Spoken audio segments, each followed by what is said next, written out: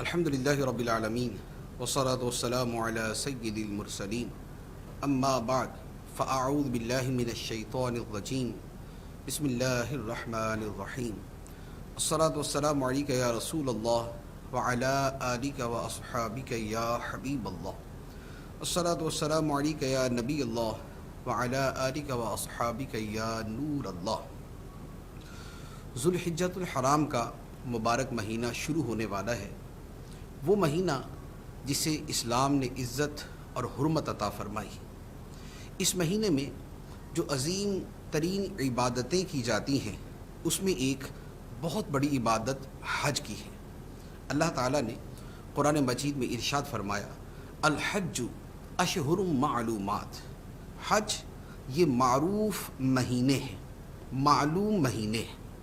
تو حج کے جو افعال ہیں یہ معلوم مہینوں میں ہوتے ہیں، اور اس میں جو سب سے اہم ترین رکن ہے، جو حج کا سب سے بنیادی کام ہے، وہ ہے میدان عرفات میں 9 ذوالحجۃ الحرام کو وقوف کرنا، جس کا ایک مخصوص وقت ہے۔ تو یہ حج اس مہینے میں ہوتا ہے۔ پھر حج کے علاوہ عمرہ بھی بکثرت اس مہینے میں کیا جاتا ہے۔ ویسے تو عمرہ جو ہے پورا سال ہی ہوتا ہے، لیکن چونکہ لوگ حج پہ جاتے ہیں تو پھر عمرے کی بھی کثرت ہو جاتی ہے۔ پھر اس کے ساتھ جو دوسری بڑی عبادت اس مہینے میں کی جاتی ہے وہ قربانی کی ہے، کہ مسلمان سنت ابراہیمی کی پیروی میں اس مہینے میں قربانی کرتے ہیں۔ قربانی کے اپنے احکام ہیں کہ ہر مسلمان عاقل، بالغ، مقیم پر جو صاحب نصاب ہو اس پر یہ قربانی فرض ہوتی ہے۔ اس کے بہت سے تفصیلی احکام ہیں جو مدنی چینل پر آپ سنتے رہتے ہوں گے اور سنتے رہیں گے۔ قربانی کے حوالے سے 2 چیزیں بطور خاص میں عرض کروں گا جن کی طرف بڑی توجہ دینے کی حاجت ہے۔ پہلی بات تو یہ ہے، قربانی کے حوالے سے اللہ تعالیٰ نے قرآن پاک میں ارشاد فرمایا، لَن يَنَالَ اللَّهَ لُحُومُهَا وَلَا دِمَاؤُهَا وَلَكِن يَنَالُهُ التَّقْوَىٰ مِنكُمْ۔ فرمایا ان قربانیوں کے گوشت اور ان کے خون اللہ کی بارگاہ میں نہیں پہنچتے، بلکہ تمہاری طرف سے تقویٰ ہوتا ہے جو اللہ کی بارگاہ میں پہنچتا ہے۔ مراد یہ کہ یہ خون تو ادھر بہہ جاتا ہے، یہ گوشت استعمال میں آ جاتا ہے، اللہ کی بارگاہ میں جس شے نے قبول ہونا ہے وہ ہمارے دلوں میں موجود تقویٰ اور اخلاص ہوتا ہے۔ اخلاص ہوگا تو یہ قربانیاں خدا کی بارگاہ میں قبول ہوں گی، اور اخلاص نہ ہوا تو یہ قربانیاں قبول نہیں ہوں گی۔ یہ گوشت رہ جائے گا، یہ خون رہ جائے گا، یہ ہڈیاں رہ جائیں گی، یہ اور کچھ نہیں ہوگا۔ تو لہٰذا قربانی کے اندر ایک بڑی اہم چیز یہ ہے کہ اس میں اخلاص پر ضرور نظر رکھیں، کیونکہ قربانی ایک اعلانیہ عبادت ہے۔ یہ ایسی عبادت نہیں ہے کہ جو تنہائی میں کی جاتی ہو اور جس کا کسی کو پتہ نہ چلتا ہو، بلکہ قربانی عام طور پہ انسان سامنے جانور خریدتا ہے، یا اس کا جانور لوگوں کے سامنے ہوتا ہے، یا قربانی کے دن وہ جانور جو ذبح کرتا ہے وہ لوگوں کے سامنے ہوتا ہے، اس کے بعد جو گوشت تقسیم کیا جاتا ہے وہ بھی لوگوں کے سامنے ہوتا ہے۔ تو اس میں کتنے مرحلے ایسے ہیں کہ جہاں پر ریاکاری اور دکھاوا آ سکتا ہے۔ جیسے ہمارے ہاں ایک ٹرینڈ بنتا جا رہا ہے کہ قربانی کے جانور مہنگے سے مہنگے خریدے جاتے ہیں اور بھاری بھرکم خریدے جاتے ہیں، اور پھر ان کو باقاعدہ بنا سنوار کر سجا کر لوگوں کے سامنے پیش کیا جاتا ہے، ایک میلہ جمع ہوتا ہے۔ یہ ساری چیزیں مطلقاً شریعت میں منع نہیں۔ ہو سکتا ہے کہ کوئی اچھی نیت سے کرے تو اس کا اچھی نیت سے کرنا باعث ثواب ہو، کہ وہ پیسہ خرچ کرتا ہے لوگوں کو اس لیے دکھا رہا ہے کہ لوگوں کو ترغیب ملے، لوگوں کو پتہ چلے قربانی کے ایام ہیں، لوگوں کے اندر جذبہ پیدا ہو کہ ہم بھی بڑھ چڑھ کے قربانی کریں۔ اچھی نیتوں کے ساتھ یہ افعال ہوں گے تو اس کے اوپر بھی ثواب ملے گا، اس میں حرج نہیں۔ لیکن چونکہ علم دین سے دوری ہے، علم کی کمی ہے، دین پر عمل کا جذبہ نہیں، ریاکاری کے جو احکام ہیں، جو اس کے مسائل ہیں ان پر اطلاع نہیں، تو نتیجہ یہ ہوتا ہے کہ یہ افعال کہ جس میں لاکھوں روپیہ خرچ کیا جاتا ہے وہ ریاکاری کی نظر ہو جاتے ہیں۔ ہمارا جانور پورے شہر میں سب سے عمدہ ہے، ہمارا جانور شہر میں سب سے مہنگا ہے، ہمارا جانور اس کے مقابلے میں زیادہ شاندار ہے، ہمارے ہاں دیکھنے والوں کا رش زیادہ تھا، یا یہ ہے کہ لوگ ہم چاہیں تو لوگ ہمارا جانور دیکھیں اور تعجب کی نگاہ سے ہمیں دیکھیں اور حیرت زدہ ہوں۔ اب اس طرح کی جو نیتیں ہیں یہ انسان کو ریاکاری کی طرف لے جاتی ہیں، اور اللہ تعالیٰ نے کیا فرمایا کہ اللہ کی بارگاہ میں ان جانوروں کا گوشت اور ان کا خون نہیں پہنچتا، بلکہ تمہاری طرف سے تقوی ہے جو اللہ کی بارگاہ میں پہنچتا ہے۔ تو لہٰذا تقوی کے اوپر، اخلاص کے اوپر نظر رکھنی چاہیے۔ یہ ایک مسئلہ۔ قربانی کے حوالے سے دوسرا اہم مسئلہ یہ ہے کہ قربانی ایک عبادت ہے، واجب ہے، لیکن اس عبادت کے ذریعے دوسرے لوگوں کو تکلیف نہ پہنچائی جائے۔ ہمارے ہاں قربانی کے جانور خریدنے کا مطلب یہ ہوتا ہے کہ اب پورے محلے کے جملہ حقوق العباد معاف ہو گئے۔ اب ہم رات کے 1 بجے اس کو لے کے گلی میں گھومیں، ہم اس کے اوپر شور کریں، ہم دن کے وقت لے کے گھومیں اور بچے اس سے ڈریں، وہ کسی کو ٹکر مارے، کسی کے گھر کے سامنے باندھ دے، کہیں بھی گندگی پھیلائیں۔ جب جانور ذبح کریں تب ذبح کرتے ہوئے جو ہے اس کی علائشیں اور اس کی گندگی اور غلاظت وہ ہر طرف گلی میں پھیلی ہوئی ہو، لوگوں کا گزرنا وہاں سے مشکل ہو جائے، اس کا خون وغیرہ روڈ کے اوپر بہہ رہا ہو، اس سے جراثیم پھیلیں، لوگ تکلیف میں اور اذیت میں آئیں، کسی کے گھر کی دیوار کے ساتھ اس کو جانور کو لٹکا کر اس کی کھال اتاری اور اس کی دیوار کے اوپر خون کے دھبے پڑ گئے اور اب گرمی کی وجہ سے اس میں بدبو پیدا ہو گئی، اب سب چیزیں معاف۔ عملی طور پہ طریقہ کار ایسا نظر آتا ہے۔ تو دیکھیں قربانی عبادت ہے، عبادت کا یہ مطلب نہیں ہوتا کہ آپ دوسروں کو تکلیف دیں۔ قربانی اللہ کا حق ہے اور اللہ کے حق سے زیادہ جو پکڑ ہے وہ بندوں کے حق پہ ہوتی ہے، لہٰذا قربانی ضرور کریں، عبادت ہے، واجب ہے، ضرور کریں، عظیم ثواب کا کام ہے، ایک ایک بال کے اوپر نیکی ملتی ہے، لیکن اس عبادت کے ذریعے خریدنے سے لے کے ذبح تک اور ذبح کے بعد تک لوگوں کو تکلیف نہ پہنچائیں۔ اگر ان چیزوں کا خیال نہیں ہوگا تو یقین کیجئے کہ یہی قربانی کی عبادت پتہ نہیں کتنے لوگوں کی دل آزاری کا باعث بنتی ہے اور مسلمانوں کی بدنامی کا سبب بنتی ہے۔ اللہ تعالی ہمیں ان دونوں احکام پہ عمل کرنے کی توفیق عطا فرمائے۔ اب آپ کے سوالات کی طرف چلتے ہیں۔ ماشاءاللہ کافی تعداد میں سوالات کا سلسلہ جاری ہے۔ سب سوال یہ ہے، کہہ رہے ہیں کہ خلیل حج فرض ہو چکا ہے، بچے بہت چھوٹے ہیں، تو کیا بچوں کے ساتھ حج پر جا سکتے ہیں؟ حج فرض ہو چکا ہے تو حج پہ تو جانا ہی ہوگا۔ اب یہ ہے کہ چھوٹے بچوں کے ساتھ حج پہ جا سکتے ہیں یا نہیں۔ تو دیکھیں چھوٹے بچوں کے ساتھ بھی حج پر شرعی اعتبار سے تو جا ہی سکتے ہیں، اس میں ایسا کوئی حرج نہیں ہے۔ نبی پاک صلی اللہ تعالیٰ علیہ وآلہ وسلم نے جس سال حج فرمایا تھا تو اس سے جو متعلقہ احادیث ہیں ان میں چھوٹے بچوں کا تذکرہ بھی موجود ہے کہ چھوٹے بچے بھی حج میں شامل تھے، شریک تھے، تو لہذا بچوں کو حج پر لے جانے میں شرعی اعتبار سے کوئی گرفت نہیں ہے، بلکہ فقہاء کرام نے اس کے باقاعدہ مسائل بیان فرمائے کہ اگر چھوٹے بچے کو لے کے جائیں تو اس کا احرام کیسے باندھیں گے، اس کی نیت کون کرے گا، اس کا طواف کیسے کروایا جائے گا، تو یہ سارے احکام بیان کیے ہیں، تو لہذا کوئی حرج نہیں۔ ہاں، دو اعتبار سے دیکھنا ہوتا ہے۔ ایک مسئلہ تو یہ ہے کہ چھوٹے بچوں کو مسجد میں لے کے جانا کیسا، کیونکہ مسجد حرام شریف میں لے کے جائیں گے، مسجد نبوی میں لے کے جائیں گے، تو اب چھوٹے بچوں کو مسجد میں لے جانے کے اپنے مسائل ہیں۔ وہ بچے کہ جن کا پتہ نہیں ہے کہ کب جو ہے وہ نجاست کر دیں اور جن کو مسجد کے آداب کا پتہ نہیں اور شور شرابہ کریں، تو اب ایسے بچوں کو مسجد میں لے جانا منع ہوتا ہے، تو اب اس کا خیال کرنا پڑے گا۔ دوسرے نمبر پر یہ ہے کہ حج ایک بڑی ہیوی قسم کی عبادت ہے، یہ کوئی یوں نہیں ہے کہ نارملی کر کے آدمی فارغ ہو جاتا ہے، یہ ٹھیک ٹھاک مشقت والی عبادت ہے، اور بچوں کو لے کے جانا کبھی بھی کوئی خوشگوار تجربہ ثابت نہیں ہوتا، کیونکہ گرمی، دھوپ، موسم، تھکاوٹ، دھکے اور رش اور سفر، اتنی ساری چیزیں ہوتی ہیں کہ بچے اس کو برداشت نہیں کر پاتے، تو بڑوں کا حج جو ہے وہ بچوں کی نظر ہو جاتا ہے، تو لہذا ان چیزوں کا پھر خیال کیا جائے۔ یہ نہ ہو کہ بچوں کو لے جانے کا شوق تو ہو لیکن اس کے نتیجے میں اپنا حج جو ہے وہ بالکل زیر و زبر ہو جائے۔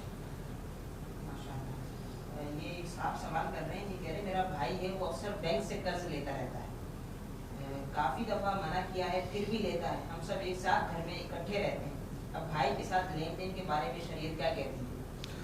देखिए, बैंक से कर्ज लेना तो सूद पर होता है, और सूद पे कर्ज लेना भी हराम है, सूद पे कर्ज देना भी हराम है। और जो शख्स बैंक से यूँ सूद पे कर्ज लेता है वो गुनाहगार है। अहले खाना जो बकिया अफराद हैं वो उसको समझा सकते हैं तो उसे समझाने की कोशिश करें, और अच्छे से अच्छे अंदाज में जो उसे समझा सकते हैं समझाएं। और अगर उनको ये लगता है कि अगर हम अपने इस भाई के साथ अपने ताल्लुकात मुनक़ते कर लें, इसे ताल्लुक़ तोड़ दें, तो ये सुधर जाएगा और ये अपने गुनाह से बाज आ जाएगा, तो फिर इनको चाहिए कि ताल्लुक़ तोड़ दें। और एक मुस्तहब दर्जे का, यानी कि पसंदीदा दर्जे का हुक्म शरई ये है कि जो इस तरह किसी कबीरा गुनाह का मुर्तकिब है उससे ताल्लुकात ना रखे जाएं, खा अपना सगा रिश्तेदारी क्यों ना हो। लेकिन अगर इस सब के बावजूद भी कोई फ़र्क नहीं पड़ता और कोई ऐसा असर ज़ाहिर नहीं होता, बल्कि दूर करने की सूरत में और मफासिद सामने आ जाते हैं, तो ऐसी सूरत के अंदर फिर ये है कि ताल्लुक़ रखा जाए और उसे मुसलसल समझाते रहना चाहिए। ये आमिर शहजादी कह रहे हैं मैं पाकिस्तान से बाहर रहता हूँ, क्या पाकिस्तान में मौजूद अपने भाई को बोलकर अपनी तरफ से कुर्बानी करवा सकता हूँ? जो किसी दूसरी जगह पे रहते हों वो अगर किसी और जगह कुर्बानी करवाना चाहें, जैसे मिसाल के तौर पे कोई आदमी यूके में रहता है या दुबई में रहता है और वो यहाँ पाकिस्तान में अपने रिश्तेदारों को या किसी को भी पैसे भिजवा के ये चाहता है कि वो मेरी तरफ से कुर्बानी कर दे, तो इस कुर्बानी करने में कोई हर्ज नहीं है, इस तरह कुर्बानी करवाई जा सकती है। अलबत्ता इसमें एक बात का ख्याल रखना होता है कि इस बंदे की तरफ से जो कुर्बानी हो वो उस दिन की जाए कि जो कुर्बानी का दिन इस जगह के एतबार से भी हो, उस बंदे के एतबार से भी हो। मिसाल के तौर पे मैं ये कहूँ कि मैं अपनी कुर्बानी मक्का मुकर्रमा में करवा दूँ। अब मक्का मुकर्रमा में जैसे एक दिन पहले चल रहा है, वहाँ पर चाँद पहले नज़र आ गया, तो अब वहाँ पर है 10 ज़ुल्हिज्जा और हमारे पास अभी 9 चल रही है। तो अब वहाँ अगर कोई बंदा कुर्बानी करेगा तो वहाँ तो 10 ज़ुल्हिज्जा है, लेकिन यहाँ मेरे पास तो अभी 9 ज़ुल्हिज्जा चल रही, तो मेरे ऊपर तो कुर्बानी लाजिम नहीं अभी तक, तो मेरी तरफ से कुर्बानी किस बात की। लिहाजा अब ज़रूरी है कि दिन वो रखा जाए कि मेरे ऊपर भी कुर्बानी का दिन आ चुका हो। अच्छा, इसके उलट भी हो सकता है। अब मिसाल के तौर पे मैं पाकिस्तान के एतबार से 12 ज़ुल्हिज्जा को कुर्बानी करने का कहता हूँ किसी मक्का मुकरमा के आदमी से। अब वो कुर्बानी करेगा जिस दिन वहाँ पर 13 तारीख होगी, मेरे एतबार से 12 है, वहाँ के एतबार से 13 है, और 13 ज़ुल्हिज्जा को कुर्बानी नहीं होती, तो लिहाजा अब भी मेरी तरफ से कुर्बानी वहाँ पर नहीं होगी। तो होना ये चाहिए, ये ज़रूरी है कि जब किसी एक जगह वाले की दूसरी जगह पे कुर्बानी की जाए तो फिर दोनों का दिन जो है वो कम से कम कुर्बानी का ज़रूर होना चाहिए। ये मोहम्मद सुहेल ये सवाल कर रहे हैं, ये कह रहे हैं कि सबसे सवाल है मर्द का सजदे की हालत में ज़मीन पर कलाई लगाकर नमाज पढ़ना कैसा है? सजदे की हालत में अपने इन कलाइयों का ज़मीन पे लगा देना ये मकरूह तहरीमी है, नाजायज़ है, गुनाह है। वाजिब है कि सजदे की हालत में हाथ तो ज़मीन पर हों लेकिन ये कलाइयाँ जो हैं ये ज़मीन से ऊपर हों। लिहाजा अगर कोई आदमी भूल कर इस तरह कलाइयाँ ज़मीन पे लगाए रखे कदरे रुकन या 3 मरतबा सुबहान अल्लाह की मिक़दार के बराबर, तो अब इस सूरत में इस पर सजदा सहव वाजिब होगा, और अगर जानबूझ के लगाई है तो इस पर नमाज का इयादा यानी नमाज दोबारा पढ़ना वाजिब होगा। ये सवाल कर रहे हैं, ये कह रहे हैं उलुल अज़्म रसूल कितने हैं और कौन कौन से हैं और इन्हें उलुल अज़्म क्यों कहते हैं? उलुल अज़्म रसूल जो हैं ये 5 हैं। कुरान पाक की आयत मुबारक है, अल्लाह ताला ने इरशाद फरमाया फस्बिर कमा सबरा उलुल अज़्मी मिनर रसूल, तो ए हबीब तुम भी सब्र करो जैसे उलुल अज़्म रसूलों ने सब्र किया। तो उलुल अज़्म का लफ्ज़ जो है ये कुरान पाक में मौजूद है। अब ये कौन से अंबिया हैं इसके बारे में मुफस्सिरीन ने ये लिखा है और अक्सरियत ने यही लिखा है कि इससे मुराद 5 अंबिया किराम अलैहिमुस्सलातु वस्सलाम हैं। एक हज़रत नूह अलैहिस्सलाम, हज़रत इब्राहीम अलैहिस्सलाम, हज़रत मूसा अलैहिस्सलाम, हज़रत ईसा अलैहिस्सलाम और हमारे नबी हज़रत मोहम्मद मुस्तफ़ा सल्लल्लाहु अलैहि वसल्लम। ये 5 रसूल जो हैं ये उलुल अज़्म रसूल कहलाते हैं। अब इनको उलुल अज़्म कहने की वजह क्या है?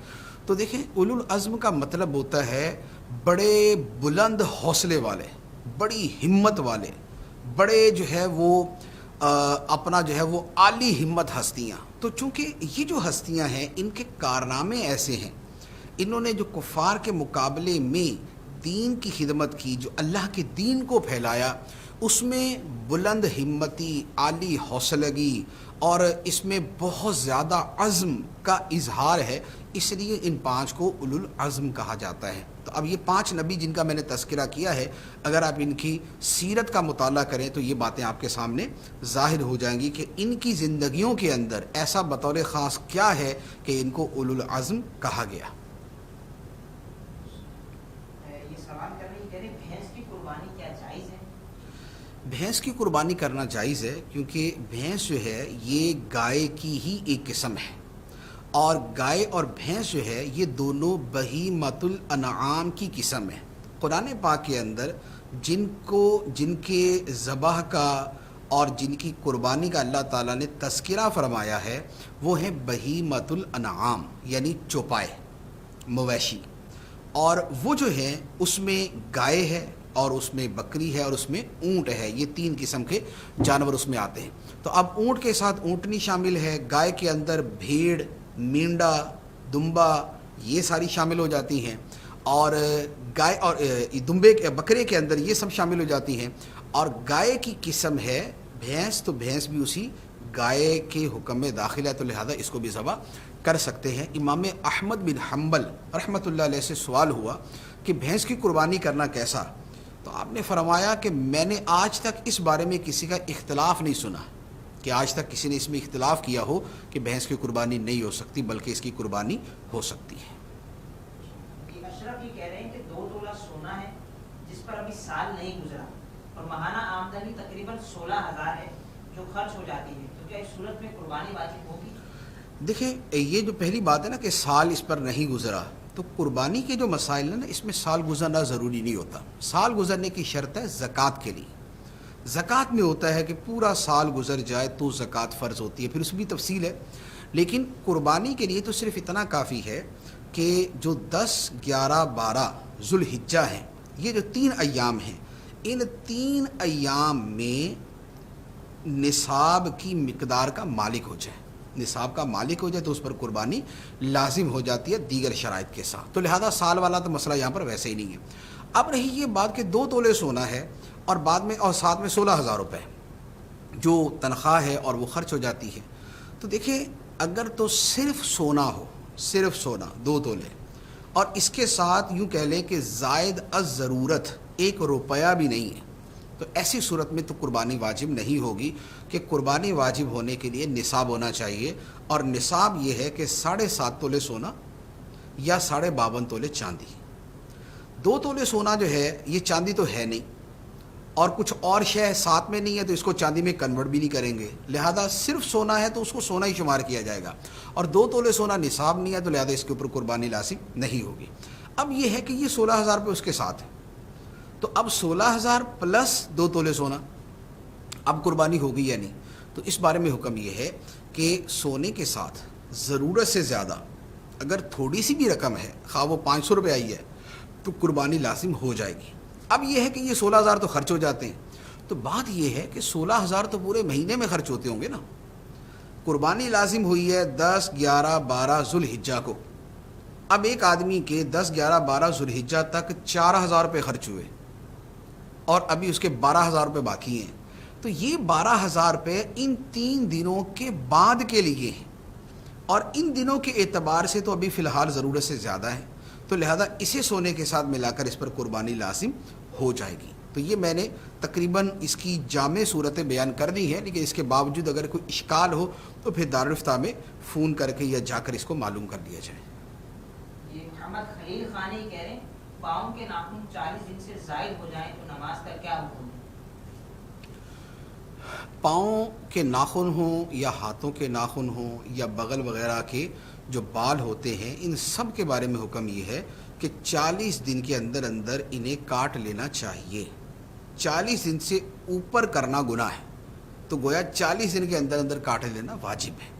اب اگر کسی نے اسے ترک کیا تو وہ گناہ گار ہے, لیکن اب اس کی نماز پہ فرق پڑے گا یا نہیں, تو نماز پہ فرق نہیں پڑے گا. یہ اس کے اعضاء کے متعلق ایک چیز ہے تو اس کا نماز کے ساتھ وہ تعلق نہیں ہے کہ جس کی وجہ سے نماز کے مکروہ تحریمی وغیرہ ہونے کا حکم لگایا جائے. تو اس کو 40 دن میں کاٹ ضرور لینا چاہیے، لیکن اگر نہیں کاٹا تو بہرحال نماز پہ فرق نہیں پڑے گا. مستقیم رضا یہ کہہ رہے ہیں کہ بیٹا ماں کی طرف سے قربانی کر سکتا ہے، اور اگر کسی کے والدین انتقال کر رہے ہوں ان کی طرف سے قربانی ہو جائے گی؟ بیٹا ماں کی طرف سے قربانی کر سکتا ہے اس کی اجازت سے، تو لہٰذا اجازت لے لے کہ میں آپ کی طرف سے قربانی کروں گا. اگر ان کی طرف سے واجب قربانی ادا کرنی ہے، اگر ثواب کے طور پہ ہی کرنی ہے تو پھر کوئی حرج نہیں ہے.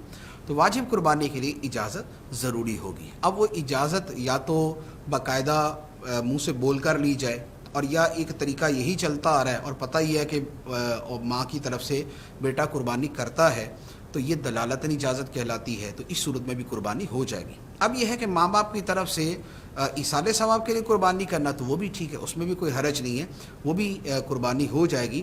اور وہ قربانی اس قربانی کرنے والے بیٹے کی طرف سے ہوگی، ثواب جو ہے اس کے ماں باپ کو مل جائے گا. یہ سوال کر رہے ہیں، کہہ رہے ہیں سب سوال یہ ہے، بچے پوچھتے ہیں کہ اللہ پاک کہاں ہے، تو انہیں اس بارے میں کیا بتایا جائے؟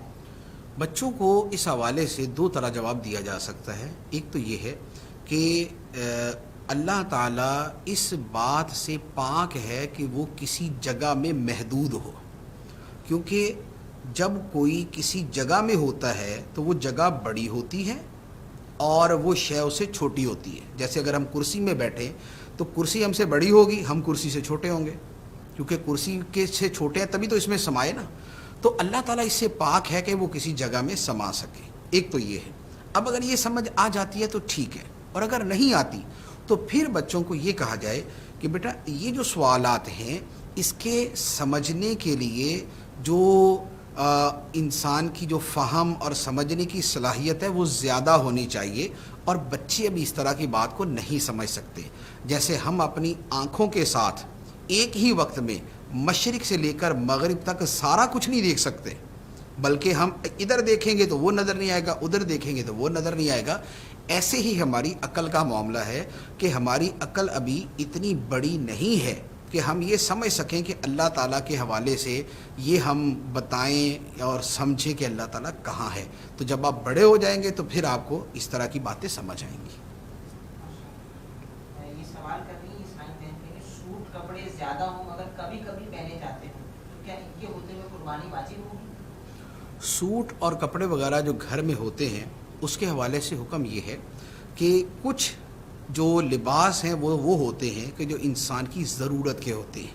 جیسے گرمیوں کے اعتبار سے سوٹ جدا ہوتے ہیں، سردیوں کے اعتبار سے جدا ہوتے ہیں، عام پہننے کے اعتبار سے کچھ جدا ہوتے ہیں، اور کسی جگہ پہ کسی فنکشن میں کسی رشتہ دار کے ہاں جانا ہے تو اس کے اعتبار سے سوٹ جدا ہوتے ہیں. یہ جو ضرورت و حاجت میں داخل ہیں کہ جس سے ہٹنے سے آدمی مشقت میں آتا ہے یا ذلت اٹھانی پڑتی ہے، تو یہ والے جو لباس ہیں یہ تو اس کی حاجت میں داخل ہیں. اس کے علاوہ جو لباس ہوتے ہیں وہ کیا ہوتا ہے کہ مثال کے طور پہ جیسے جن عورتوں کی شادی ہوتی ہے، لڑکیوں کی شادی ہوتی ہے، تو جہیز کے اندر ڈھیروں ڈھیر سوٹ دیے جاتے ہیں، سلے ہوئے بھی اور بے سلے بھی.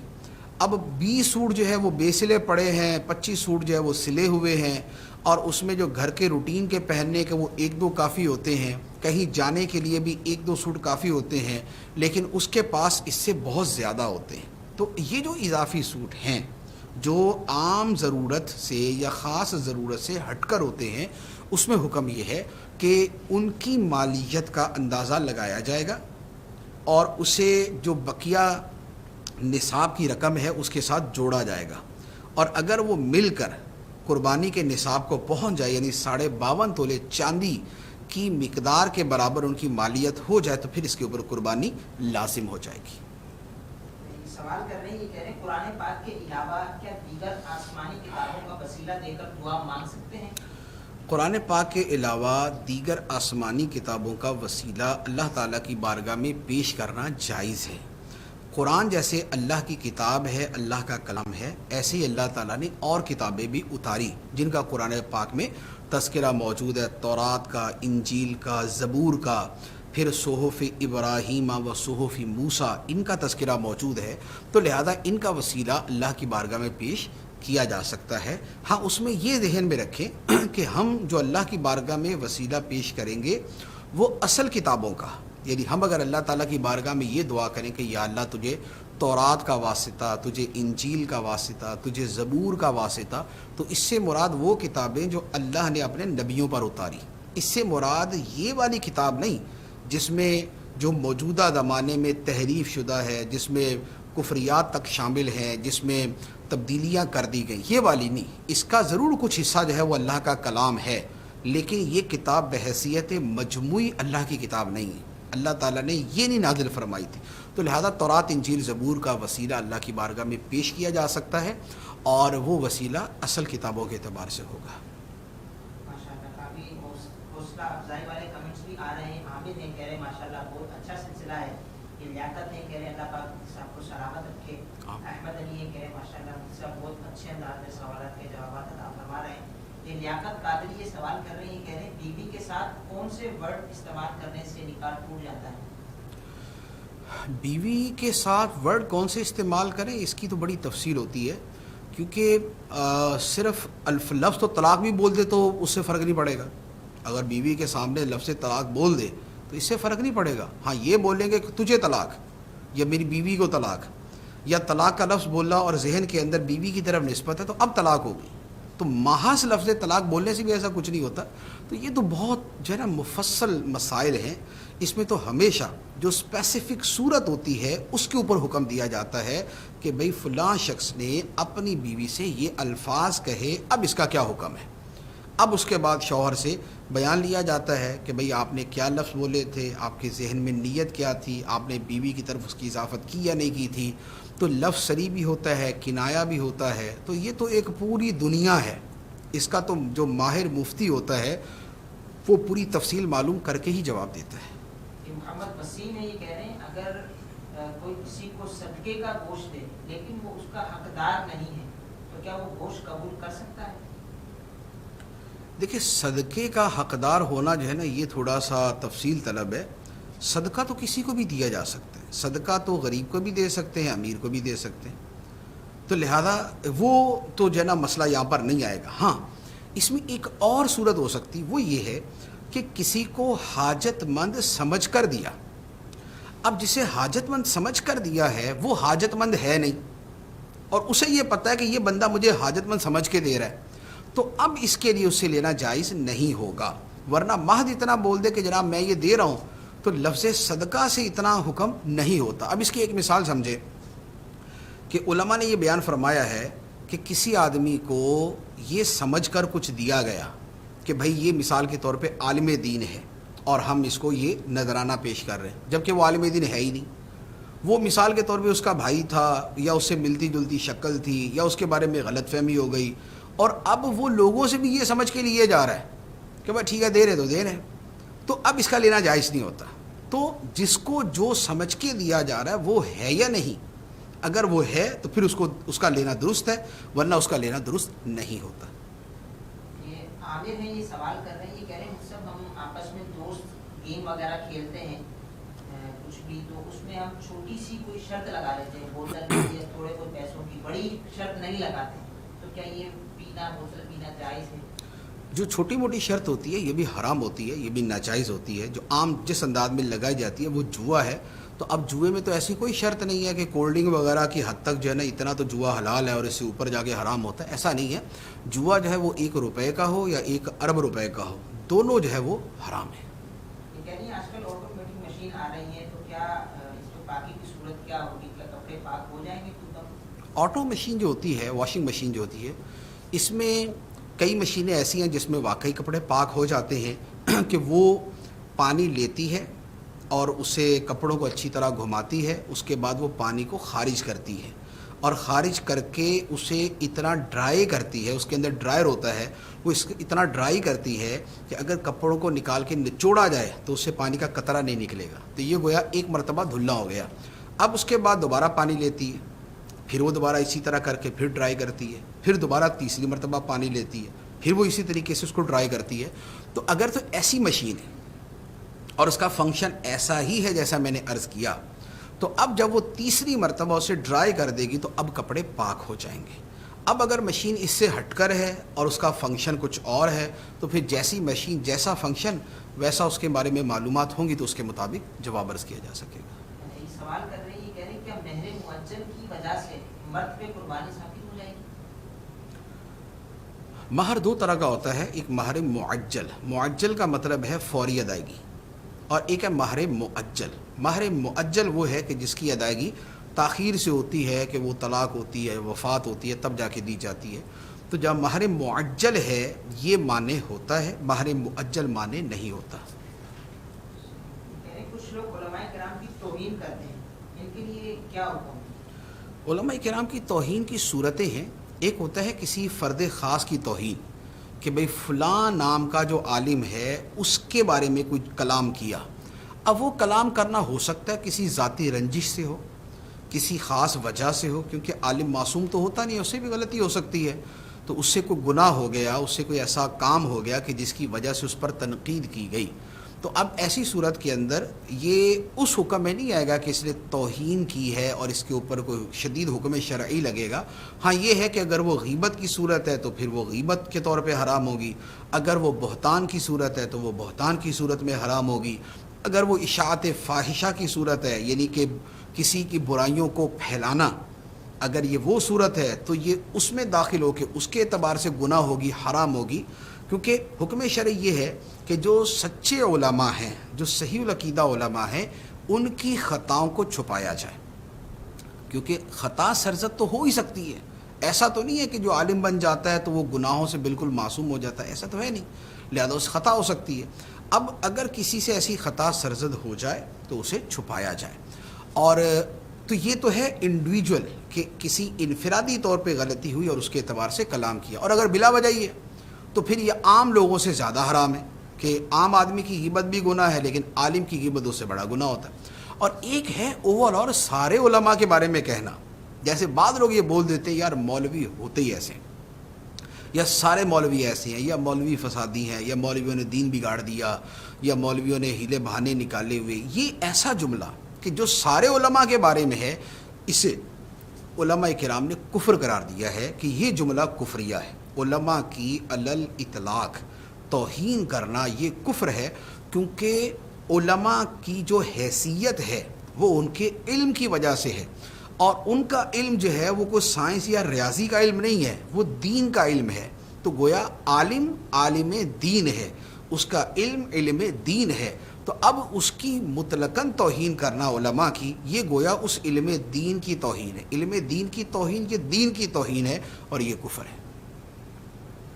سوال کر رہے ہیں محمد رضوان، کہہ رہے ہیں اللہ کے ناموں پر رکھے گئے ناموں کو عبد کے بغیر کسی بندے کا نام پکارنا کیسا ہے؟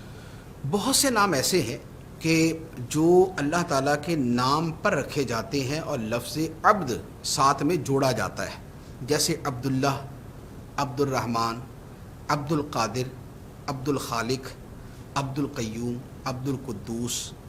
تو اب یہ نام جو ہے یہ عبد کے ساتھ استعمال ہوتے ہیں۔ اب یہاں پر دو صورتیں ہوتی ہیں۔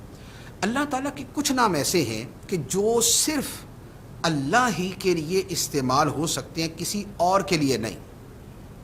جیسے کسی کو اللہ نہیں کہہ سکتے، کسی کو رحمان نہیں کہہ سکتے، قیوم نہیں کہہ سکتے، خالق نہیں کہہ سکتے، رازق نہیں کہہ سکتے، رزاق نہیں کہہ سکتے، صمد نہیں کہہ سکتے، قدوس نہیں کہہ سکتے۔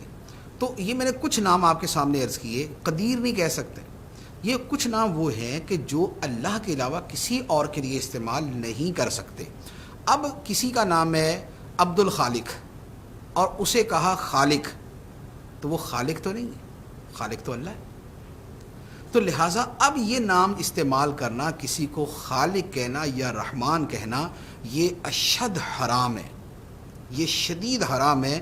علماء نے ان ناموں کے غیر کے لیے استعمال کو کفر قرار دیا ہے۔ لہذا عبد الرحمن کو ہمیشہ عبد الرحمن کہا جائے، رحمان نہ کہ۔ عبد الخالق کو ہمیشہ عبد الخالق کہا جائے، خالق نہیں۔ عبد الرزاق کو عبد الرزاق، رزاق نہیں۔ تو لہذا یہ وہ اسماء۔ اچھا کچھ وہ ہیں کہ جس میں وہ نام جو ہے وہ دوسروں کے لیے بھی استعمال ہو سکتا ہے، جیسے عبد الباسط۔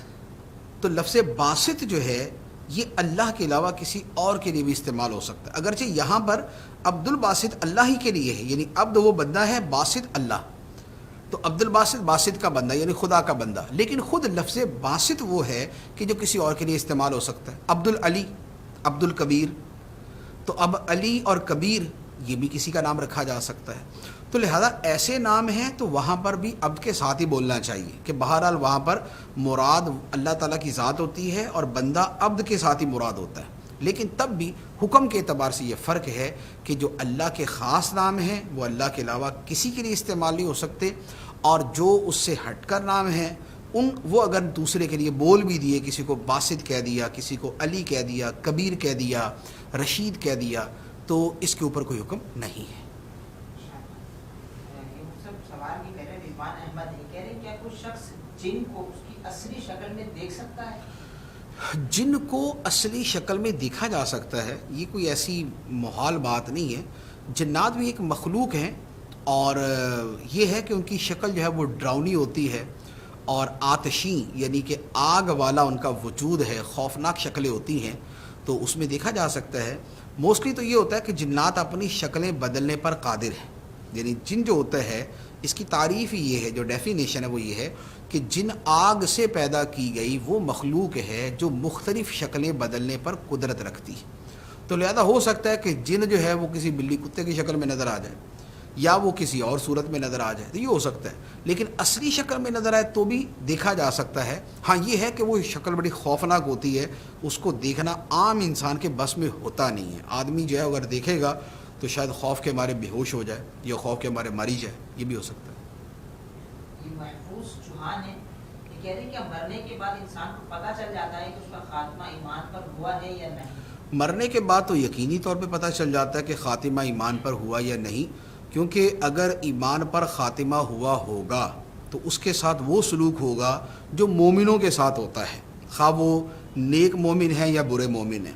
لیکن اگر خاتمہ کفر پہ ہوا ہے تو پھر کافر کو جس جو ہے نا وہ شدت اور سختی کے ساتھ اس کی روح قبض کی جاتی ہے، وہ تو بالکل واضح ہو ہی جاتا ہے کہ یہ حالت کفر پہ مرا ہے. تو مرنے کے بعد یقینی طور پہ پتہ چل جاتا ہے ایمان پر خاتمہ ہوا یا کفر پہ خاتمہ ہوا. اللہ تعالی ہمارا خاتمہ ایمان پر فرمائے. آمین.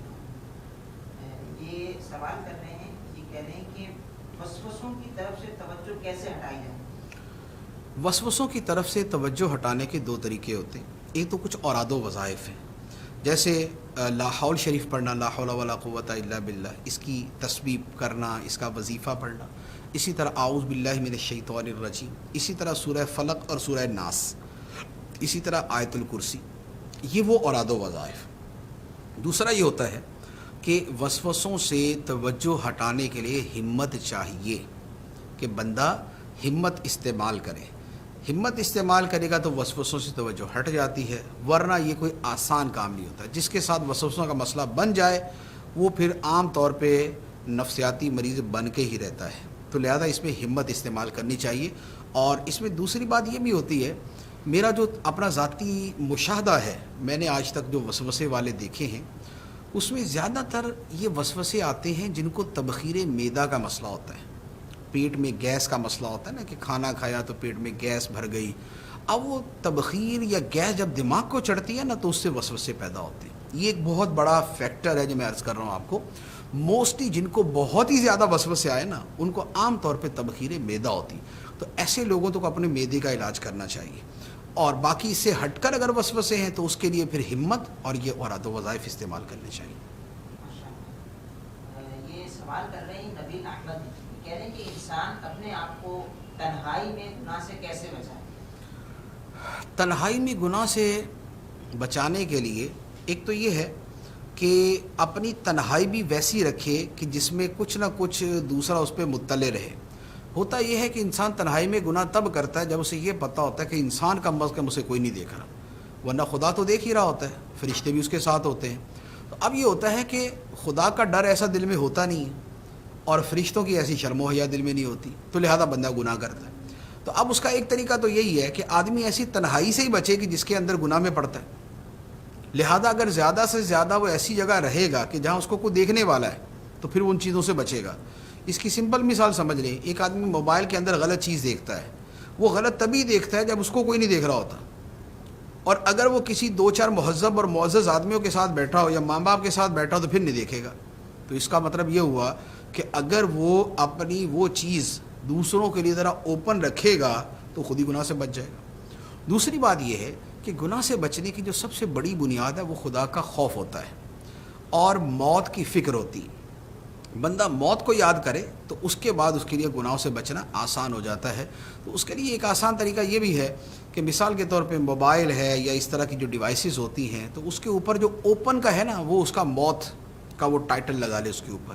اسی طرح جو اس کا پاسورڈ ہے نا وہ بھی موت کے ساتھ والا کر دے کہ تجھے مرنا ہے, تجھے مر کے حساب دینا ہے, موت آنی ہے, ہر جان کو موت کا ذائقہ چکھنا ہے. یعنی کہ اس طرح کی جو ورڈنگ ہے کہ جس میں موت اور آخرت کا حساب آئے. تو اب ہوگا یہ کہ گناہ کے لیے بھی اگر موبائل کھولا یا ڈیوائس کھولی اور اس کا پاسورڈ یہ لگایا کہ مر کے تجھے خدا کو حساب دینا ہے, تو اب لازمی بات ہے کہ بندہ مسلمان ہے تو یہ چیز اس پہ اثر کرتی ہے, یہ اس کو فائدہ دیتی ہے. یہ سوال کر رہے ہیں محمد ذیشان, یہ کہہ رہے ہیں بیعت اور طالب میں کیا فرق ہے؟ بیعت اور طالب ہونا, مرید ہونا اور طالب ہونا. مرید ہونا یہ ہوتا ہے کہ انسان کسی شیخ کامل جامع شرائط کا مرید بنتا ہے اس مقصد کے لیے کہ وہ اسے جو نیکی اور تقوی کی راہ ہے اس پر رہنمائی کرے. اب وہ نیکی اور تقوی ابتدائی درجے کے ہیں یا اوپر کے درجے کے یا اس سے اوپر کے درجے کے ہیں, وہ علی حسب المراتب ہوتا ہے, لیکن اس طور پہ وہ کسی کا مرید ہوتا ہے. طالب ہونا یہ ہوتا ہے کہ انسان جو ہے اسے کسی جس کا وہ مرید ہے اس کی صحبت میسر نہیں آ رہی یا اس سے استفادہ کرنے کا, اس کی باتیں سننے کا موقع نہیں مل رہا کہ وہ اس کو سن بھی نہیں پا رہا کسی طریقے سے, یا اس سے اپنی عرض و معروض بھی نہیں کر پا رہا. تو اب ایسی صورت میں یا یہ ہے کہ ابھی وہ اپنی نیکی کی راہ پہ چل رہا تھا کہ اس کے پیر کا انتقال ہو گیا اور اسے حاجت ہے کہ ابھی اسے کوئی مزید راہ دکھانے والا ہو. تو اب ایسی صورت کے اندر زندگی میں, پیر کی زندگی میں یا پیر کے دنیا سے جانے کے بعد اب وہ کسی دوسرے ایسے بندے کی طرف رجوع کرتا ہے جو بندہ اسے اب وہ فوائد دے سکے کہ جو اس کو حاصل نہیں ہو رہے, جس کی صحبت میں بیٹھ سکے, جس کی بات سن سکے, جس کو اپنی بات پیش کر سکے, جس سے اپنے راہ باطن کے اندر وہ مدد حاصل کر سکے, جس کے کہنے کے مطابق اوراد و وظائف پڑھ سکے. تو اب اس کے لیے پھر بجائے وہ طلب جو وہ طالب ہوا جاتا ہے. تو یہ دونوں ہوتے قریب قریب ہیں, لیکن ہوتا یہ ہے کہ طالب بہت ساروں کے ہو سکتے ہیں. مرید کے بارے میں اہل باطن اور مشائخ یہ فرماتے کہ وہ صرف ایک کا ہونا ضروری ہے. یہ سوال کر رہی ہے اسلام میں, یہ کہہ رہی ہے کہ یہ معلوم کرنا ہے کہ دوپٹہ الٹا یا ڈبل دوپٹہ پہن کر نماز پڑھنے میں کوئی مسئلہ ہے, اس کا حکم کیا ہے؟ ڈبل دوپٹہ پہن کر نماز پڑھنے میں تو کوئی حرج نہیں ہے, وہ تو پردے ہی کی زیادتی ہے. ایک پر دوپٹے کے اوپر دوسرا دوپٹہ ہے تو پردہ ہی زیادہ ہوگا, اس میں تو کوئی حرج نہیں. اب یہ ہے الٹا دوپٹہ. تو نارملی تو دوپٹے کے اندر الٹا ہوتا نہیں ہے, اس کی دونوں سائڈیں تقریباً برابر ہی ہوتی ہیں, کناریاں شاید تھوڑی بہت جس سے لگے کہ یہ سیدھا ہے یہ الٹا ہے. ہاں یہ ہو سکتا ہے کہ کوئی کڑائی والا اس طرح کا ہے کہ جس کی ایک سائڈ جو سیدھی والی ہے, دوسری سائڈ اس کے دھاگے وغیرہ وہ الٹی ہے. تو الٹا کپڑا پہن کے نماز پڑھنا یہ یوں کہہ لیں کہ اسے فقہی اعتبار سے لباس محنت میں شمار کیا ہے. یعنی کہ یہ ایسا طریقہ ہے کہ جس طرح کا لباس پہن کے انسان معزز آدمیوں کے سامنے نہیں جاتا. یعنی کہ خاتون الٹا دوپٹہ پہن کے اس طرح کی معزز خواتین کے درمیان نہیں جائے گی کہ ہر دیکھنے والا اسے یہ کیا کیا ہوا. تو لہذا ایسا لباس کہ جو خلاف معمول ہے, جو عام استعمال کے خلاف ہے, اسے پہنا مکروہ تنزیہی ہوتا ہے. لہذا اگر دوپٹہ الٹا پہن کر نماز پڑھی تو یہ مکروہ تنزیہی ہوگی. سوال کر رہے ہیں, کہہ رہے ہیں کہ دوسروں کے لیے دعا کرنے کی کوئی فضیلت ہے؟ دوسروں کے لیے دعا کرنے کی فضیلت یہ ہے, نبی پاک صلی اللہ تعالیٰ علیہ وسلم نے فرمایا کہ جب بندہ کسی دوسرے کے لیے دعا کرتا ہے تو فرشتہ کہتا ہے کہ اے اللہ پہلے اس کے حق میں یہ دعا قبول فرما. تو گویا جب ہم کسی دوسرے کے لیے دعا کرتے ہیں تو فرشتہ ہمارے حق میں دعا کرتا ہے. تو یہ ایک بہت بڑی فضیلت ہے کہ ہم دوسرے کے لیے دعا کریں, فرشتہ ہمارے لیے دعا کر رہا. ایک یہ ہے. دوسرا یہ ہے کہ دوسرے کے حق میں جو دعا کی جاتی ہے یہ اس کے ساتھ خیر خواہی ہے, اور مسلمان کے ساتھ خیر خواہی بہت اچھی چیز ہے. تیسری بات یہ ہے کہ جب کسی کی عدم موجودگی میں اس کے پیٹھ پیچھے اس کے لیے دعا کی جاتی ہے تو وہ قبولیت کے زیادہ قریب ہوتی ہے. یعنی ایک یہ ہے کہ میں یہ دعا کروں کہ یا اللہ میرا یہ مسئلہ حل فرما دے، ایک یہ ہے دوسرا بندہ میرے لیے دعا کرے کہ یا اللہ اس کا یہ مسئلہ حل فرما دے. تو یہ جو دوسرے کا دعا کرنا ہے یہ قبولیت کے زیادہ قریب ہے. اللہ تبارک و تعالی ہمیں شرعی مسائل سننے، یاد رکھنے اور اس پر عمل کرنے کی توفیق عطا فرمائے. آمین بجاہ النبی الامین صلی اللہ علیہ وسلم.